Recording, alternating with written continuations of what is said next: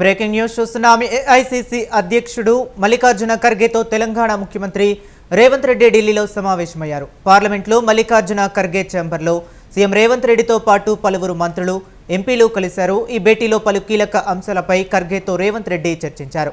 ఈ సమావేశానికి మంత్రులు శ్రీధర్ బాబు, వివేక్ వెంకటస్వామి, అడ్లూరి లక్ష్మణ్, పొన్నం ప్రభాకర్, సీతక్క, కొండా సురేఖ, పొంగులేటి శ్రీనివాస్ రెడ్డి, జూపల్లి కృష్ణారావు తదితరులు హాజరయ్యారు.